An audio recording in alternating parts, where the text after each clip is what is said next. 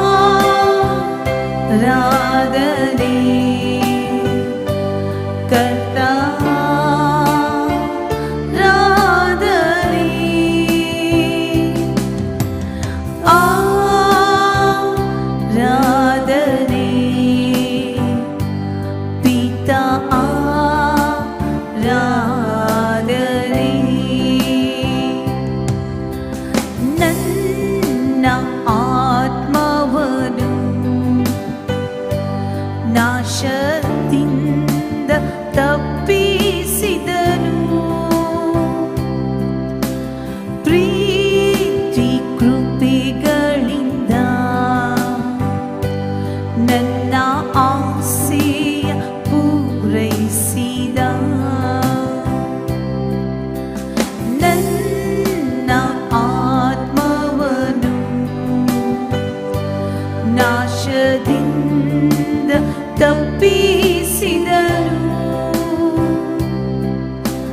ಪ್ರೀತಿ ಕೃಪೆಗಳಿಂದ ನನ್ನನ್ನು ಆತ ಶೃಂಗರಿಸಿದ.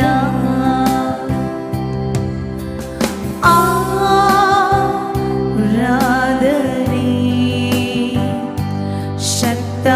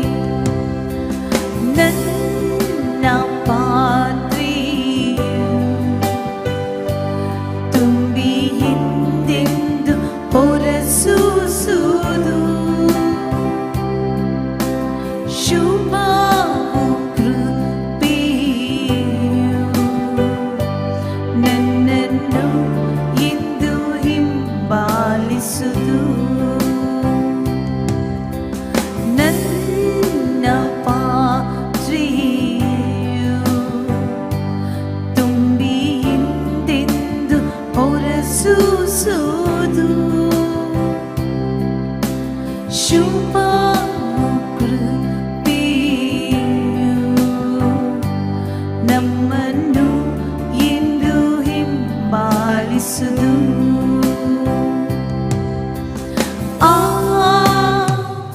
ಆರಾಧನೆ ಶಕ್ತ ಆರಾಧನೆ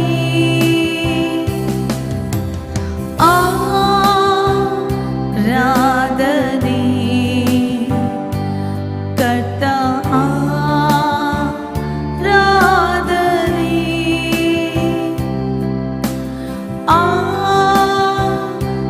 ಆರಾಧನೆ ಪಿತಾ ಆರಾಧನೆ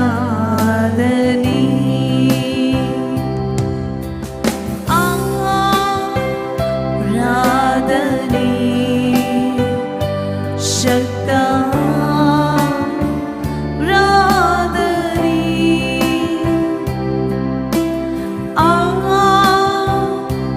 ಆರಾಧನೆ ಕರ್ತ ಆರಾಧನೆ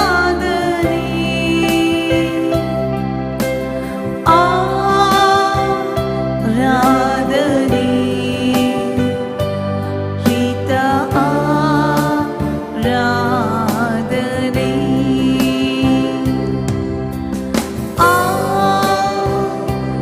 ಆರಾಧನೆ ಶಕ್ತ ಆರಾಧನೆ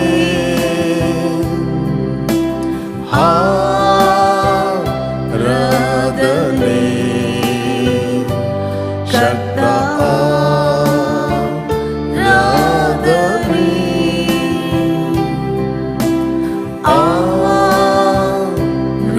ಆರಾಧನೆ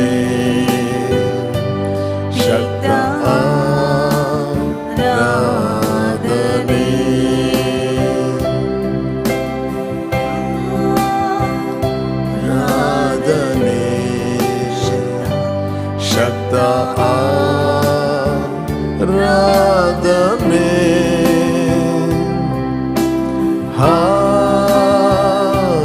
ಆರಾಧನೆ ಕರ್ತ ಆರಾಧನೆ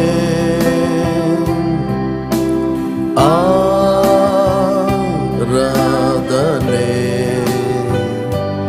ಪಿತ ಆರಾಧನೆ.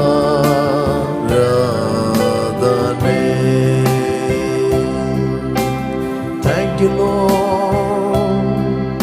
Glorify your name, O Lord. Glory, glory, glory, glory, Lord. Thank you, Father.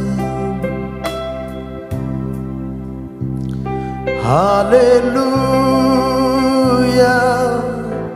ಆರಾಧನೆ Hallelujah. ಆರಾಧನೆ ಯೇಸುವೇ. Yes, Master, we thank you. ಜೊತೆಗಾರನೆ ನನ್ನ ಜೊತೆಗಾರನೆ ಸಂತೈಸುವ ಕರ್ತನೆ ಜೊತೆಗಾರನೆ ನನ್ನ ಜೊತೆಗಾರನೆ ಸಂತೈಸುವ ಕರ್ತನೆ ಹಾಲೆಲೂಯಾ ಆರಾಧನೆ ಹಾಲೆಲೂಯಾ ಆರಾಧನೆ ಯೇಸುವೇ ಹಾಲೆಲೂಯಾ ಆರಾಧನೆ ಹಾಲೆಲೂಯಾ ಆರಾಧನೆ ಯೇಸುವೇ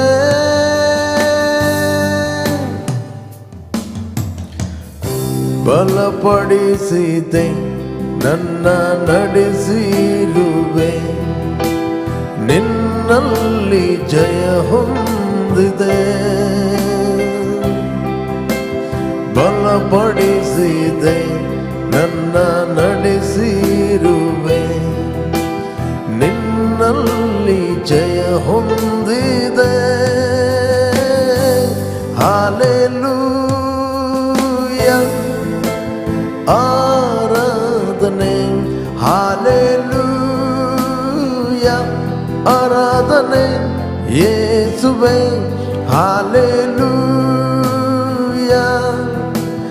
ಆರಾಧನೆ ಹಾಲೆಲೂಯಾ ಆರಾಧನೆ ಯೇಸುವೇ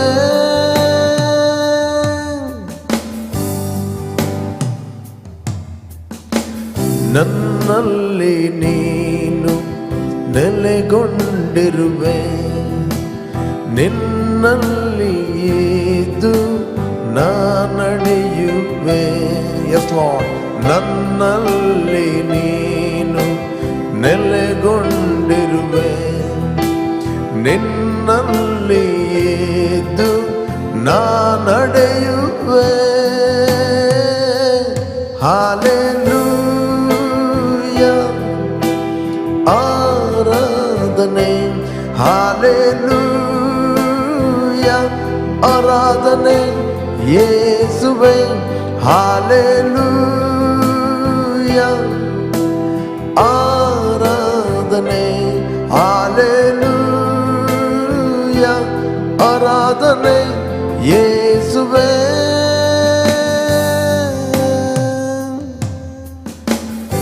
ಜೊತೆಗಾರನೆ ನನ್ನ ಜೊತೆಗಾರನೆ ಸಂತೈಸುವ ಕರ್ತನೆ ಜೊತೆಗಾರನೆ ನನ್ನ ಜೊತೆಗಾರನೆ ಸಂತೈಸುವ ಕರ್ತನೆ ಹಾಲೆಲೂಯಾ ಆರಾಧನೆ ಹಾಲೆಲೂಯಾ ಆರಾಧನೆ ಯೇಸುವೇ ಹಾಲೆಲೂಯಾ ಆರಾಧನೆ ಹಾಲೆಲೂಯಾ ಆರಾಧನೆ ಯೇಸುವೇ. Yes, Lord, we thank you. Lord, we worship you and glorify your name. ನಿನ್ನ ವಾಕ್ಯ ಹೇಳುತ್ತದೆ, ಯುಗದ ಸಮಾಪ್ತಿವರೆಗೆ ಎಲ್ಲ ದಿವಸ ನಾನು ನಿಮ್ಮ ಸಂಗಡ ಇರುತ್ತೇನೆಂತ ಹೇಳಿದ್ದಿ. Thank you, Lord, your word. Thank you, Lord, your presence, oh Jesus. We love you. We give praise you, Lord. We honor you, Lord. Thank you.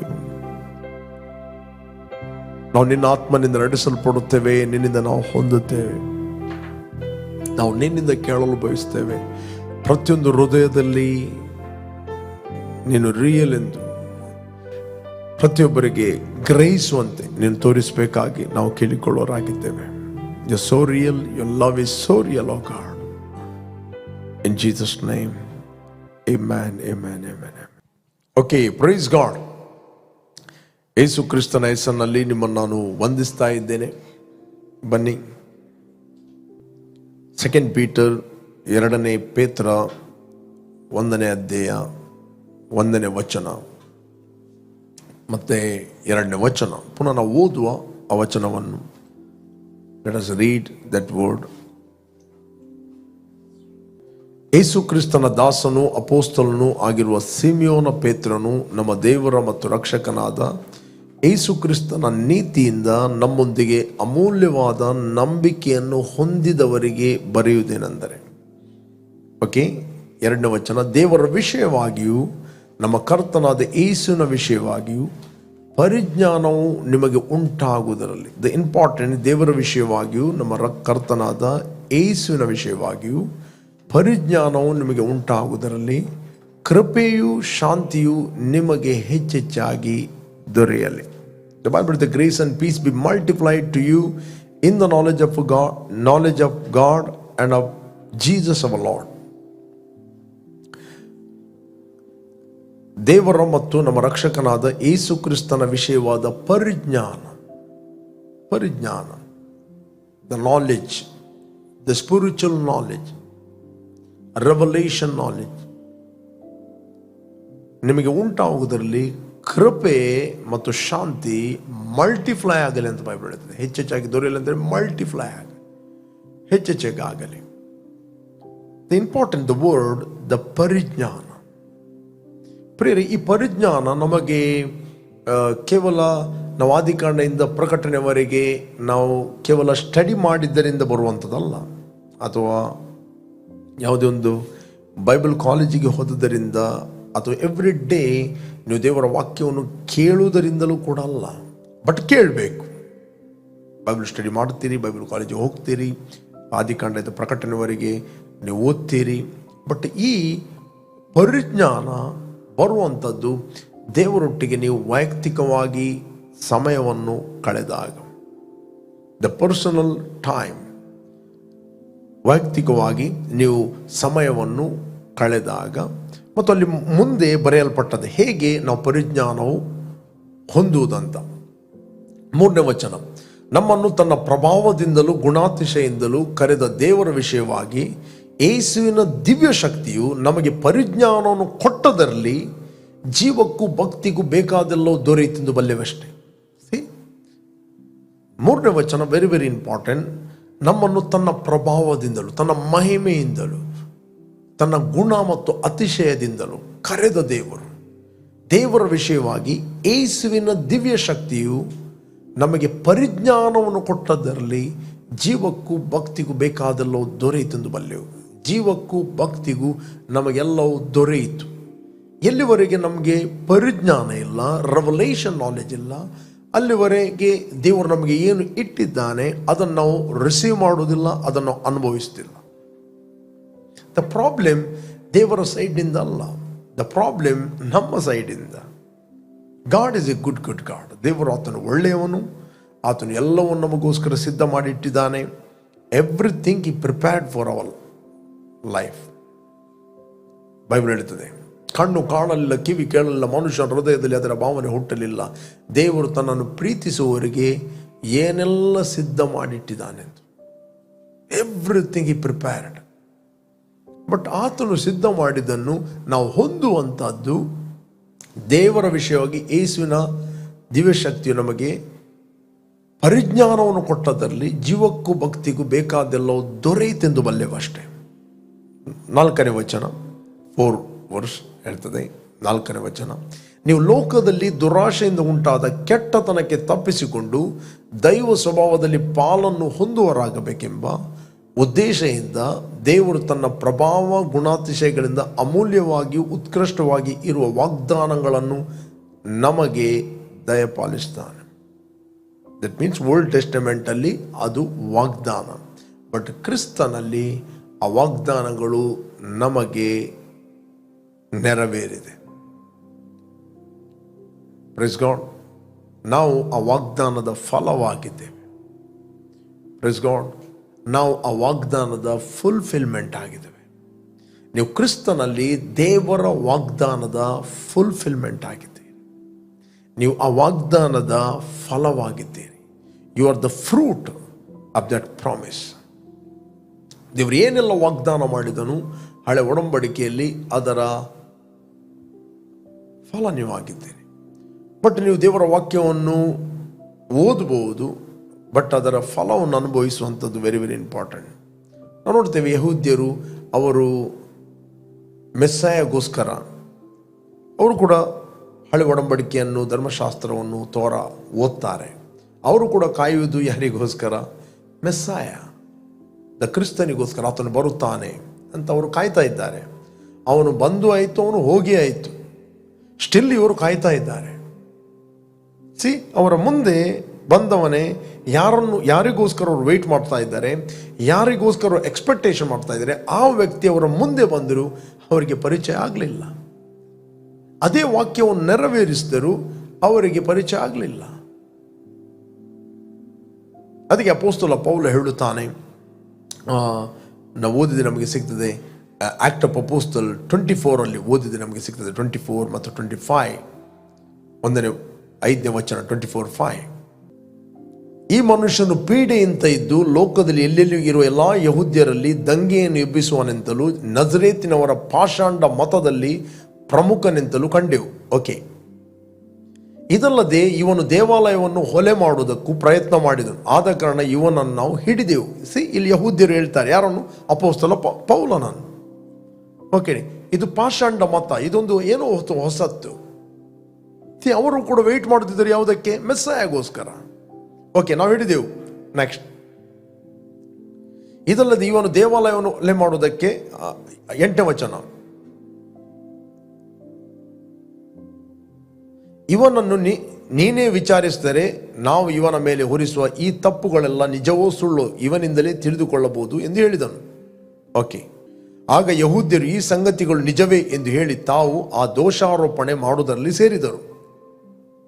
ದೇಶಾಧಿಪತಿ ಪೌಲನಿಗೆ ನೀನು ಮಾತಾಡಬಹುದೆಂದು ಸನ್ನೆ ಮಾಡಲು ಅವನು ಪ್ರತ್ಯುತ್ತರವನ್ನು ಹೇಳಿದ್ದೇನೆಂದರೆ, ನೀನು ಅನೇಕ ವರ್ಷಗಳಿಂದ ಈ ದೇಶದ ಜನರಿಗೆ ನ್ಯಾಯಾಧಿಪತಿಯಾಗಿರುತ್ತಿ ಎಂದು ತಿಳಿದು ನಾನು ಧೈರ್ಯವಾಗಿ ಪ್ರತಿವಾದ ಮಾಡುತ್ತೇನೆ.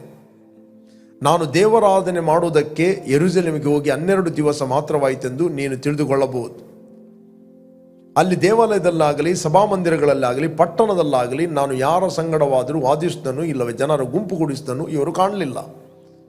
ಇದಲ್ಲದೆ ಇವರು ಈಗ ನನ್ನ ಮೇಲೆ ಹೊರಿಸುವ ತಪ್ಪುಗಳು ನಿಜವೆಂದು ನಿನಗೆ ತೋರಿಸಲಾರರು.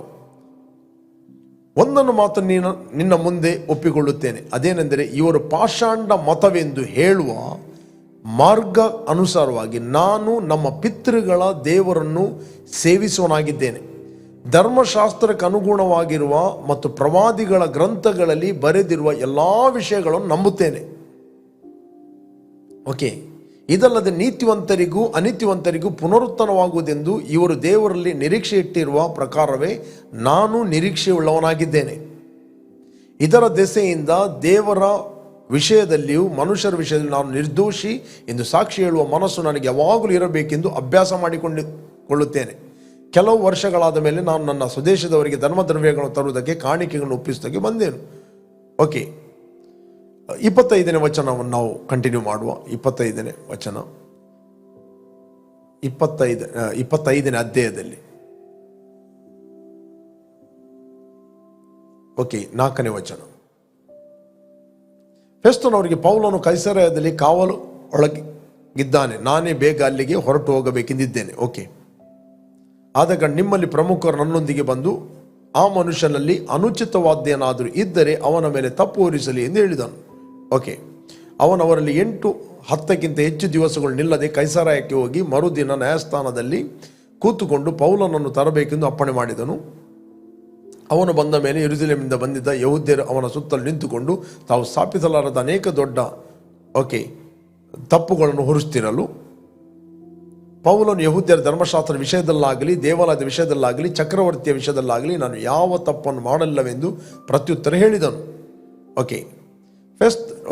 ಫೆಸ್ತರು ಯೆಹೂದ್ಯರ ಪ್ರೀತಿಯನ್ನು ಸಂಪಾದಿಸಿಕೊಳ್ಳಬೇಕೆಂದು ಅಪೇಕ್ಷಿಸಿ ಪೌಲನು, ನೀನು ಯೆರೂಸಲೇಮಿಗೆ ಹೋಗಿ ಅಲ್ಲಿ ಈ ಕಾರ್ಯಗಳ ವಿಷಯವಾಗಿ ನನ್ನ ಮುಂದೆ ವಿಚಾರಿಸಲ್ಪಡುವುದಕ್ಕೆ ನಿನಗೆ ಇಷ್ಟ ಉಂಟೋ ಎಂದು ಕೇಳಲು ಪೌಲನು, ನಾನು ಚಕ್ರವರ್ತಿಯ ನ್ಯಾಯಸ್ಥಾನದ ಮುಂದೆ ನಿಂತಿದ್ದೇನೆ, ಇಲ್ಲಿಯೇ ನನ್ನ ವಿಚಾರಣೆ ಆಗತಕ್ಕದ್ದು. ಯೆಹೂದ್ಯರಿಗೆ ನಾನು ಅನ್ಯಾಯವನ್ನು ಮಾಡಲಿಲ್ಲ, ಅದು ನಿನಗೂ ಚೆನ್ನಾಗಿ ತಿಳಿದು ಇದೆ.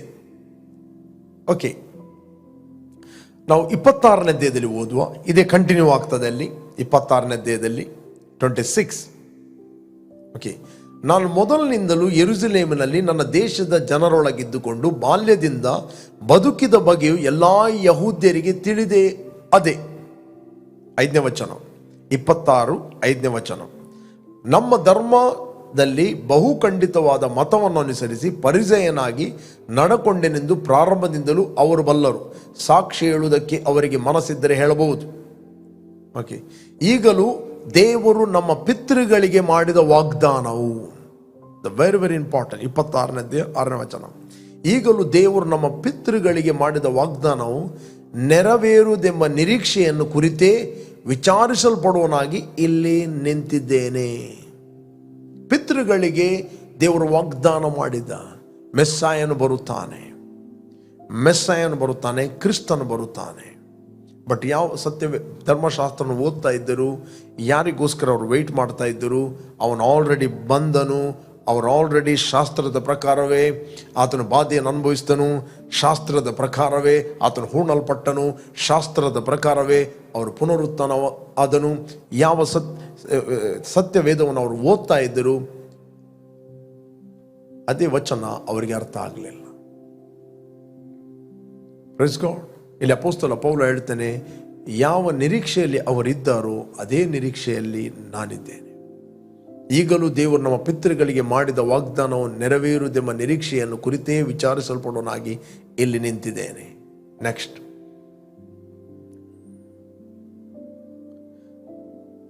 ನಮ್ಮ 12 ಕುಲದವರು ಹಗಲಿರುಳು ಆಸಕ್ತಿಯಿಂದ ದೇವರನ್ನು ಸೇವಿಸಿದ ಆ ವಾಗ್ದಾನದ ಫಲವನ್ನು ಹೊಂದುವುದಕ್ಕೆ ನಿರೀಕ್ಷಿಸ್ತಾ ಇದ್ದಾರೆ. ರಾಜ, ಆ ನಿರೀಕ್ಷೆಯ ವಿಷಯದಲ್ಲೇ ಯಹೂದ್ಯರು ನನ್ನ ಮೇಲೆ ದೋಷಾರೋಪಣೆ ಮಾಡುತ್ತಾರೆ.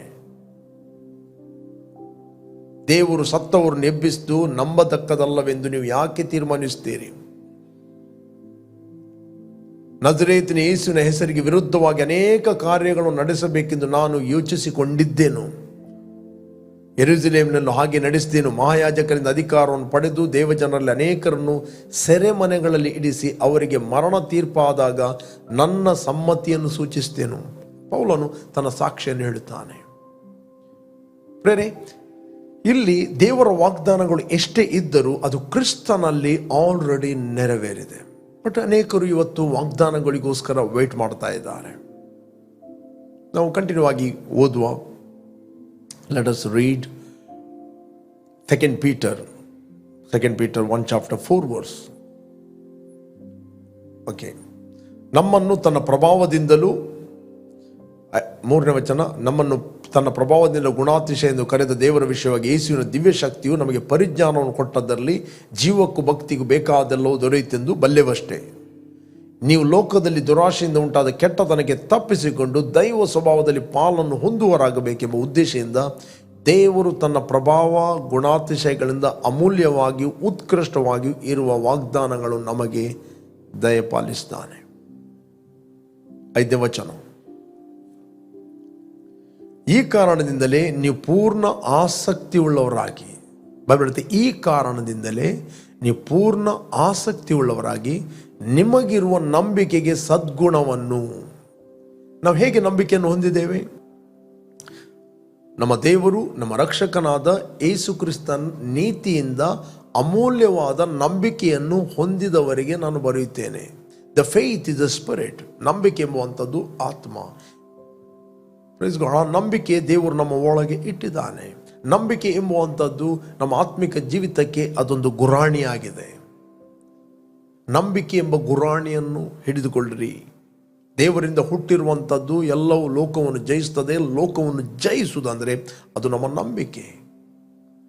ನಿಮ್ಮ ಹತ್ರ ಗುರಾಣಿ ಇದ್ದುಕೊಂಡು ಅದು ಕೆಳಗೆ ಹಾಕ್ಕೊಂಡು ಇರಬಹುದು, ಆ ಗುರಾಣಿಯನ್ನು ಹಿಡಿಯಬಹುದು, ಅದು ನಿನ್ನ ವೈಯಕ್ತಿಕ. ಬಟ್ ದೇವರು ನಿಮಗೆ ನಂಬಿಕೆ ಎಂಬ ಗುರಾಣಿಯನ್ನು ಕೊಟ್ಟಿದ್ದಾನೆ. ಸೈತಾನು ಗರ್ಜಿಸುವ ಸಿಂಹದೋಪಾದಿಯಲ್ಲಿ ಯಾರು ನುಂಗಲಿ ಎಂದು ಅವಕಾಶ ಹುಡುಕ್ತಾ ಇದ್ದಾನೆ. ನಂಬಿಕೆಯಲ್ಲಿ ದೃಢವಾಗಿದ್ದುಕೊಂಡು ಅವನನ್ನು ಎದುರಿಸಿರಿ, ಸತ್ಯವೇದ ಹೇಳ್ತದೆ. ಈ ಕಾರಣದಿಂದಲೇ ನೀವು ಪೂರ್ಣ ಆಸಕ್ತಿ ಉಳ್ಳವರಾಗಿ, 5ನೇ ವಚನ 2 ಪೀಟರ್ 1:5, ನೀವು ಪೂರ್ಣ ಆಸಕ್ತಿ ಉಳ್ಳವರಾಗಿ ನಿಮಗಿರುವ ನಂಬಿಕೆಗೆ ಸದ್ಗುಣವನ್ನು, ಸದ್ಗುಣಕ್ಕೆ ಜ್ಞಾನವನ್ನು, ಜ್ಞಾನಕ್ಕೆ ದಮೆಯನ್ನು, ದಮೆಗೆ ತಾಳ್ಮೆಯನ್ನು, ತಾಳ್ಮೆಗೆ ಭಕ್ತಿಯನ್ನು, ಭಕ್ತಿಗೆ ಸಹೋದರ ಸ್ನೇಹವನ್ನು. ನಾವೆಲ್ಲರೂ ಬಾರ್ನ್ ಅಗೇನ್ ಆದವರು, ಯುರ್ ಆಲ್ ಬ್ರದರನ್. ನಾವೆಲ್ಲರೂ ಸಹೋದರರು. ಸಹೋದರ ಸ್ನೇಹ, praise God, the spiritual, the love. ಸಹೋದರ ಸ್ನೇಹಕ್ಕೆ ಪ್ರೀತಿಯನ್ನು ಕೂಡಿಸಿರಿ. 8ನೇ ವಚನ ವೆರಿ ವೆರಿ ಇಂಪಾರ್ಟೆಂಟ್. ಇವು ನಿಮ್ಮಲ್ಲಿ ಇದ್ದು ಹೆಚ್ಚುತ್ತಾ ಬಂದರೆ ನಮ್ಮ ಕರ್ತನಾದ ಯೇಸು ಕ್ರಿಸ್ತನ ಸಂಬಂಧವಾದ ಪರಿಜ್ಞಾನವನ್ನು ಹೊಂದುವ ವಿಷಯದಲ್ಲಿ ನಿಮ್ಮನ್ನು ಆಲಸ್ಯಗಾರರು ನಿಷ್ಫಲರು ಆಗದಂತೆ ಮಾಡುತ್ತದೆ. ನಿಮ್ಮನ್ನು ಆಲಸ್ಯಗಾರರು ನಿಷ್ಫಲರು, ಫಲ ಕೊಡದವರು ಆಗದಂತೆ ಮಾಡುತ್ತದೆ. ದೇವರ ವಾಕ್ಯ ನಿಮ್ಮಲ್ಲಿ ಫಲ ಕೊಡುತ್ತದೆ ಪರಿಜ್ಞಾನವನ್ನು ಹೊಂದುವ ವಿಷಯದ, ಪರಿಜ್ಞಾನವನ್ನು ಹೊಂದಿದಾಗ. Praise God. ಬಟ್ ಪರಿಜ್ಞಾನವನ್ನು ಹೊಂದಬೇಕಂತ ಹೇಳಿದರೆ ನಮ್ಮ ಹತ್ರ ಮೇನ್ ಇರಬೇಕು ಸಹೋದರ ಸ್ನೇಹ ಮತ್ತು ಪ್ರೀತಿ, ದ ಲವ್. ಪ್ರೀತಿಯ ಬಗ್ಗೆ ಮನುಷ್ಯರ ವಿವರಣೆ ಬೇರೆ, ದೇವರ ವಿವರಣೆ ಬೇರೆ. We cannot understand God's love with our sense knowledge. ಅದಕ್ಕೆ ಬೈಬಲ್ ಹೇಳ್ತೇನೆ, ನೀವು ದೇವರ ಪ್ರೀತಿಯಲ್ಲಿ ನೆಲೆಗೊಂಡು ನಿಂತು ಅದರ ಅಗಲ, ಉದ್ದ, ಎತ್ತರ, ಆಳ ಎಷ್ಟೆಂಬುದನ್ನು ತಿಳಿದುಕೊಳ್ಳಲು ಪೂರ್ಣ ಶಕ್ತರಾಗಿದ್ದು ದೇವರ ಸಂಪೂರ್ಣತೆ ಮಟ್ಟಿಗೆ ಪರಿಪೂರ್ಣರಾಗುವಂತೆ ನಿಮಗೆ ದಯಪಾಲಿಸಲಿ ಎಂದು ಪ್ರಾರ್ಥಿಸ್ತಾನೆ. ಇಲ್ಲಿ ಅಪೊಸ್ತಲ ಪೌಲ ಅಲ್ಲಿ ಪ್ರಾರ್ಥನೆ ಮಾಡುತ್ತಾನೆ. ಎಫೆಸರಿಗೆ ಬರೆದ 3ನೇ ಅಧ್ಯಾಯ 18ನೇ ವಚನದಲ್ಲಿ, ನೀವು ಆತನ ಪ್ರೀತಿಯಲ್ಲಿ ನೆಲೆಗೊಂಡು ನಿಂತು ಅದರ ಅಗಲ, ಉದ್ದ, ಎತ್ತರ, ಆಳ ಎಷ್ಟೆಂಬುದನ್ನು ತಿಳ್ಕೊಳ್ಳಲು ಪೂರ್ಣ ಶಕ್ತರಾಗಿತ್ತು. ಜ್ಞಾನಕ್ಕೂ ಮೀರುವಂಥ ಕ್ರಿಸ್ತನ ಪ್ರೀತಿ. ಜ್ಞಾನಕ್ಕೂ ಮೀರುವ ಯಾವ ಜ್ಞಾನ? ನಿಮ್ಮ ಇಂದ್ರಿಯಗಳ ಜ್ಞಾನಕ್ಕೂ ಮೀರುವಂಥ ಪ್ರೀತಿ. ದೇವರ ಪ್ರೀತಿಯಲ್ಲಿ ನೆಲೆಗೊಂಡು ನಿಂತು ಅದರ ಅಗಲ, ಉದ್ದ, ಎತ್ತರ, ಆಳ ಎಷ್ಟೆಂಬುದನ್ನು ದೇವಜನರೆಲ್ಲರೊಂದಿಗೆ ಗ್ರಹಿಸಲು 19ನೇ ವಚನ ಹೇಳ್ತದೆ.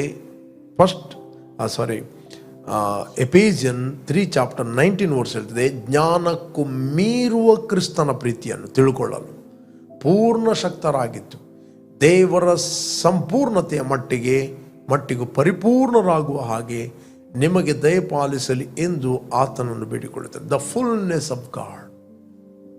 ಕ್ರಿಸ್ತನಲ್ಲಿಯೇ ದೇವರ ಸರ್ವ ಸಂಪೂರ್ಣತೆ ಅವತರಿಸಿ ವಾಸ ಮಾಡ್ತಾ ಇದೆ. ನೀವು ಆತನಲ್ಲಿಯೇ ಇದ್ದುಕೊಂಡು ಪರಿಪೂರ್ಣತೆಯನ್ನು ಹೊಂದಿದವರಾಗಿದ್ದೀರಿ. ದಿಸ್ ದ ಸ್ಪಿರಿಚುವಲ್ ನಾಲೆಜ್, ಕ್ರಿಸ್ತನಲ್ಲಿ. ಅದಕ್ಕೆ ಬೈಬಲ್ ಹೇಳ್ತದೆ,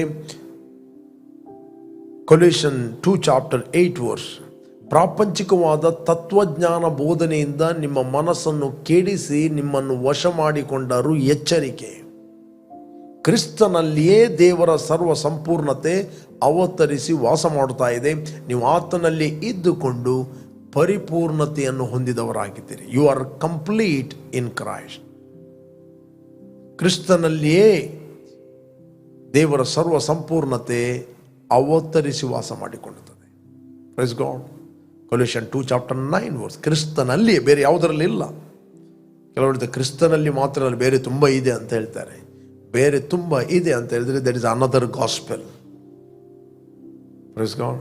ಬೈಬಲ್ ಹೇಳ್ತದೆ ಕ್ರಿಸ್ತನಲ್ಲಿಯೇ, ಕ್ರಿಸ್ತನಲ್ಲಿ ಅಂತ ಹೇಳುವುದಿಲ್ಲ, ಕ್ರಿಸ್ತನಲ್ಲಿಯೇ ದೇವರ ಸರ್ವ ಸಂಪೂರ್ಣತೆಯು ಅವತರಿಸಿ ವಾಸ ಮಾಡುತ್ತಾ ಇದೆ.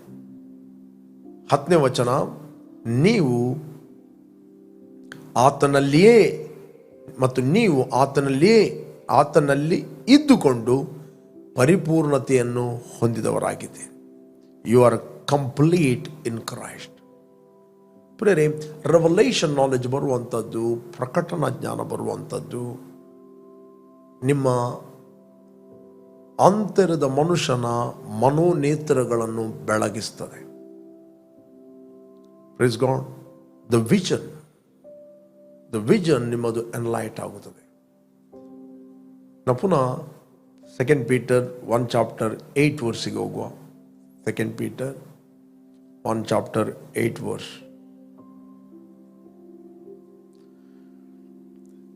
ಇವು ನಿಮ್ಮಲ್ಲಿ ಹೆಚ್ಚುತ್ತಾ ಬಂದರೆ ನಮ್ಮ ಕರ್ತನಾದ ಯೇಸು ಕ್ರಿಸ್ತನ ಸಂಬಂಧವಾದ ಪರಿಜ್ಞಾನವನ್ನು ಹೊಂದುವ ವಿಷಯದಲ್ಲಿ ನಿಮ್ಮನ್ನು ಆಲಸ್ಯಗಾರರು ನಿಷ್ಫಲರು ಆಗದಂತೆ ಮಾಡುತ್ತದೆ. 9ನೇ ವಚನ, ಇವುಗಳಿಲ್ಲದವನು ಕುರುಡನಾಗಿದ್ದಾನೆ. He is a spiritual blind. ಇವುಗಳು ಇಲ್ಲದವನು ಕುರುಡನಾಗಿದ್ದಾನೆ. ಇಲ್ಲಿ ಕುರುಡುತನ ಮಾತಾಡುವಂಥದ್ದು ಶಾರೀರಿಕ ಕುರುಡುತನ ಅಲ್ಲ. ಇಲ್ಲಿ ಮಾತಾಡುವಂಥದ್ದು ಸ್ಪಿರಿಚುವಲ್ ಕುರುಡುತನ. ಸ್ಪಿರಿಚುವಲ್, ನೀವು ಏನು ನೋಡ್ತೀರಿ ಅದನ್ನು ಮಾತ್ರ ನೀವು ಹೊಂದುತ್ತೀರಿ. ನಿಮಗೆ ಸ್ಕ್ರಿಪ್ಚರ್ ನಾಲೆಜ್ ಎಷ್ಟೇ ಇರಬಹುದು, ಆದಿಕಾಂಡದಿಂದ ಪ್ರಕಟಣೆಯವರೆಗೆ ಬಾಯಟ ಇರಬಹುದು, ಬಟ್ ಯಾವಾಗ ನಿಮ್ಮಲ್ಲಿ ಪರಿಜ್ಞಾನ ಉಂಟು ಮಾಡುತ್ತದೆ, ನಿಮ್ಮಲ್ಲಿ ಆ ಸ್ಪಿರಿಚುವಲ್ ವಿಷನ್, ನಿಮ್ಮ ಮನೋನೇತ್ರಗಳು ಬೆಳಗಲ್ಪಡುತ್ತವೆ. ನೀವು ಸಮಸ್ಯೆಯನ್ನು ನೋಡುವ ಬದಲು ಸೊಲ್ಯೂಷನ್ ಅನ್ನು ನೋಡುತ್ತೀರಿ. ನಿಮ್ಮ ಹೊರಗಿನ ಮನುಷ್ಯನು ಪ್ರಾಬ್ಲಮ್ಗಳನ್ನು ನೋಡುತ್ತಾನೆ, ನಿಮ್ಮ ಒಳಗಿನ ಮನುಷ್ಯನು ಸೊಲ್ಯೂಷನ್, ಪರಿಹಾರವನ್ನು ನೋಡುತ್ತಾನೆ. ನಿಮ್ಮ ಒಳಗಿನ ಮನುಷ್ಯನು ಆರೋಗ್ಯವನ್ನು ನೋಡುತ್ತಾನೆ ಕ್ರಿಸ್ತನಲ್ಲಿ. ನಿಮ್ಮ ಹೊರಗಿನ ಮನುಷ್ಯನು ಯಾವಾಗಲೂ ರೋಗವನ್ನು ನೋಡುತ್ತಾನೆ. ನಿಮ್ಮ ಒಳಗಿನ ಮನುಷ್ಯನು ಪ್ರೀತಿಯನ್ನು ನೋಡುತ್ತಾನೆ, ನಿಮ್ಮ ಹೊರಗಿನ ಮನುಷ್ಯನು ದ್ವೇಷವನ್ನು ನೋಡುತ್ತಾನೆ. ನಿಮ್ಮ ಒಳಗಿನ ಮನುಷ್ಯನು ದೇವರ ಒಟ್ಟಿಗೆ ನೀವು ಬಾಧ್ಯರೆಂದು ನೋಡುತ್ತಾನೆ. ಯಾಕಂದರೆ ನಿಮ್ಮ ಅಂತರದ ಮನುಷ್ಯನು ದೇವರ ಮಗನಾಗಿದ್ದಾನೆ, ಬಾಧ್ಯನಾಗಿದ್ದಾನೆ, ಅದನ್ನು ನೋಡುತ್ತಾನೆ. ನಿಮ್ಮ ಹೊರಗಿನ ಮನುಷ್ಯನು ಶರೀರ ಸಂಬಂಧವಾಗಿ ನೋಡುತ್ತಾನೆ. ಓಕೆ, ಬೈಬಲ್ ಇವುಗಳು ಇಲ್ಲದವನು ಕುರುಡನಾಗಿದ್ದಾನೆ. ಒಬ್ಬ ಕುರುಡನು ಮತ್ತೊಬ್ಬ ಕುರುಡನಿಗೆ ದಾರಿ ತೋರಿಸಲಿಕ್ಕೆ ಆಗುವುದಿಲ್ಲ, ಇಬ್ಬರು ಗುರಿಯಲ್ಲಿ ಬೀಳುತ್ತಾರೆ. ಬೈಬಲ್ ಬೆಳಕಿನಲ್ಲಿ ಇದ್ದೇನಂತ ಹೇಳಿಕೊಂಡು ತನ್ನ ಸಹೋದರನು ದ್ವೇಷಿಸುವವನು ಇದುವರೆಗೆ ಕತ್ತಲೆಯಲ್ಲಿದ್ದಾನೆ. ಕತ್ತಲೆಯು ಅವನ ಕಣ್ಣುಗಳನ್ನು ಕುರುಡು ಮಾಡಿದ್ದರಿಂದ ಅವನು ಎಲ್ಲಿ ಹೋಗ್ತಾನೋ ಅವನಿಗೆ ಗೊತ್ತಿಲ್ಲ. No vision. ನೀವು ದೇವರ ವಾಕ್ಯವನ್ನು ಎಷ್ಟೇ ಸ್ಟಡಿ ಮಾಡಬಹುದು, ನೋ ವಿಷನ್. ಇವುಗಳಿಲ್ಲದವನು ಕುರುಡನಾಗಿದ್ದಾನೆ, ಅವನು ದೂರ ದೃಷ್ಟಿ ಇಲ್ಲದವನಾಗಿತ್ತು. For he who lack this things is short sighted ಅಂತ ಹೇಳ್ತದೆ, even to blindness, and has forgotten that he was cleansed from his old sin. ತನ್ನ ಹಿಂದನ ಪಾಪಗಳು ಪರಿಹಾರವಾಗಿ ತಾನು ಶುದ್ಧನಾದದನ್ನು ಮರೆತು ಬಿಟ್ಟಿದ್ದಾನೆ. ಕ್ರಿಸ್ತನಲ್ಲಿ ಅವನು ಶುದ್ಧೀಕರಿಸಲ್ಪಟ್ಟದ್ದು ಮರೆತು ಬಿಟ್ಟಿದ್ದಾನೆ. ಅದಕ್ಕೋಸ್ಕರ ಪುನಃ ಸಿನ್ ಕಾನ್ಷಿಯಸ್. ಪ್ರಾರ್ಥನೆ ಮಾಡಲಿಕ್ಕೆ ಕಾನ್ಫಿಡೆನ್ಸ್ ಇಲ್ಲ, ಪ್ರಾರ್ಥನೆ ಮಾಡಲಿಕ್ಕೆ ಧೈರ್ಯ ಇಲ್ಲ. ಅಯ್ಯೋ, ನಾನು ವೀಕ್, ನಾನು ಪಾಪಿ, ನಾನು ರಿಜೆಕ್ಟೆಡ್, ನನ್ನನ್ನು ಯಾರು ಲೈಕ್ ಮಾಡೋದಿಲ್ಲ, ನನ್ನನ್ನು ಎಲ್ಲರೂ ತಳ್ಳಿಬಿಟ್ಟಿದ್ದಾರೆ, ನನ್ನನ್ನೆಲ್ಲರೂ ಕೆಳಗೆ ಹಾಕಿದ್ದಾರೆ, ನನ್ನನ್ನು ಎಲ್ಲರೂ ತಳ್ಳಿಬಿಟ್ಟಿದ್ದಾರೆ, ನನಗೆ ಸ್ವಲ್ಪ ಸಪೋರ್ಟ್ ಸಿಕ್ಕಿದರೆ ತುಂಬ ಮೇಲೆ ಬರ್ತಾ ಇದ್ದೆ. ಅವರ ಬಗ್ಗೆ ಅವರು ಮಾತಾಡೋದು, ಅವರ ಬಗ್ಗೆ ಅವರು ಗುಣಗುಟ್ಟುವುದು, ಅವರ ಬಗ್ಗೆ ಅವರು ಕೆಳಗೆ ಹಾಕುವುದು. ಯಾಕಂದರೆ ಸ್ಪಿರಿಚುವಲ್ ಬ್ಲೈಂಡ್ನೆಸ್, ಆತ್ಮಿಕ ಕುರುಡುತನ. ಇವುಗಳೆಲ್ಲದವನು ಕುರುಡನಾಗಿದ್ದಾನೆ, ಅವನು ದೂರದೃಷ್ಟಿ ಇಲ್ಲದವನಾಗಿದ್ದು ತನ್ನ ಹಿಂದಿನ ಪಾಪಗಳು ಪರಿಹಾರವಾಗಿ ತಾನು ಶುದ್ಧನಾದುದನ್ನು ಮರೆತು ಬಿಟ್ಟಿದ್ದಾನೆ. ಆತನ ಹಿಂದಿನ ಪಾಪಗಳು ಪರಿಹಾರವಾಗಿ ಅವನು ಶುದ್ಧನಾಗಿ ದೇವರ ಮಗನಾಗಿದ್ದನ್ನು ಮರೆತು ಬಿಟ್ಟಿದ್ದಾನೆ. ಅವನೇನೇ ನೋಡುವುದಾದರೆ ಶರೀರ ಸಂಬಂಧವಾಗಿ ರಿಲೀಜನ್ ಆಗಿ ನೋಡುತ್ತಾನೆ. ಅವನ ಹಿಂದಿನ ಪಾಪಗಳು ಪರಿಹಾರವಾಗಿ ಶುದ್ಧನಾದ ಅಂತ ಹೇಳಿದರೆ, ಶುದ್ಧನಾದವನು ದೇವರ ಮಗನಾಗಿದ್ದಾನೆ. ಶುದ್ಧನಾದವನು ಆತನು ಕರ್ತನೊಂದಿಗೆ ಒಂದು ಆತ್ಮವಾಗಿದ್ದಾನೆ. ಶುದ್ಧನಾದವನು ದೇವರ ಸನ್ನಿಧಿಯಲ್ಲಿ ನೀತಿವಂತನಾಗಿದ್ದಾನೆ. ಶುದ್ಧನಾದವನು ಆತನು ಪರಲೋಕದ ಕ್ರಿಸ್ತನ ರಾಯಭಾರಿಯಾಗಿ ಭೂಲೋಕದಲ್ಲಿದ್ದಾನೆ. ಪವಿತ್ರಾತ್ಮನು ಆತನ ಆತ್ಮಕ್ಕೆ ಸಾಕ್ಷಿ ಕೊಡುತ್ತಾನೆ. Give witness. ಪ್ರಿಯ, ನಾನು ನಿಮ್ಗೆ ಎನ್ಕರೇಜ್ ಮಾಡ್ತೇನೆ, ಈ ದೇವರ ವಾಕ್ಯವನ್ನು ನೀವು ಪುನಃ ಮೆಡಿಟೇಟ್ ಮಾಡಿರಿ. ನೀವು ಅಂತರಿದಿರಿ, ಹೇಳಿರಿ. ನಿಮ್ಮ ನಂಬಿಕೆಗೆ ಸದ್ಗುಣವನ್ನು, ಸದ್ಗುಣಕ್ಕೆ ಜ್ಞಾನವನ್ನು, ಜ್ಞಾನಕ್ಕೆ ದಮೆಯನ್ನು, ದಮೆಗೆ ತಾಳ್ಮೆಯನ್ನು, ತಾಳ್ಮೆಗೆ ಸಹೋದರ ಸ್ನೇಹವನ್ನು, ಸಹೋದರ ಸ್ನೇಹಕ್ಕೆ ಪ್ರೀತಿಯನ್ನು ಕೊಡಿಸಿರಿ. ಇವುಗಳು ನಿಮ್ಮಲ್ಲಿ ಹೆಚ್ಚುತ್ತಾ ಬಂದರೆ ನಮ್ಮ ಕರ್ತನಾದ ಯೇಸು ಕ್ರಿಸ್ತನ ವಿಷಯವಾದ ಪರಿಜ್ಞಾನವನ್ನು ಹೊಂದುವುದರಲ್ಲಿ ನಿಮ್ಮನ್ನು ಆಲಸ್ಯಗಾರರು, ನಿಷ್ಫಲರು ಆಗದಂತೆ ಮಾಡುತ್ತದೆ.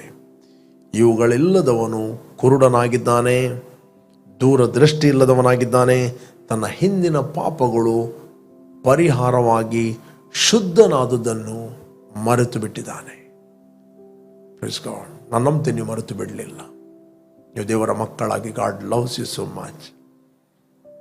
ಒಂದು ವೇಳೆ ನೀವು ಯೇಸುವನ್ನು ರಕ್ಷಕನ ಒಡೆಯನಿಂದ ನೀವು ಅಂಗೀಕಾರ ಮಾಡಿದ್ರೆ, I will pray for you.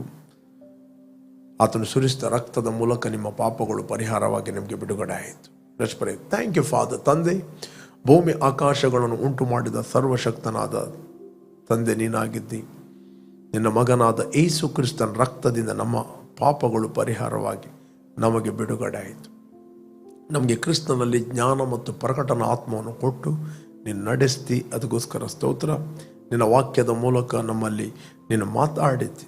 ಪ್ರತಿಯೊಬ್ಬರೂ ಕ್ರಿಸ್ತನ ವಿಷಯವಾದ ಪರಿಜ್ಞಾನದಲ್ಲಿ ಅಭಿವೃದ್ಧಿ ಹೊಂದಲಿ, ಅನೇಕರಿಗೆ ಆಶೀರ್ವಾದವಾಗಲಿ, ಅವರು ಆತ್ಮಿಕವಾಗಿ ನೋಡುವಂತೆ ಅವರ ಮನೋನೇತರಗಳು ಬೆಳಗಲ್ಪಡಲೆಂದು ಪ್ರಾರ್ಥಿಸ್ತೇನೆ. ಇದುವರೆಗೆ ನೋಡದ ಸಂಗತಿಗಳನ್ನು ಅವರು ನೋಡಲಿ, ಯೇಸು ನಾಮದಲ್ಲಿ ತಂದೆ. Amen, amen, amen.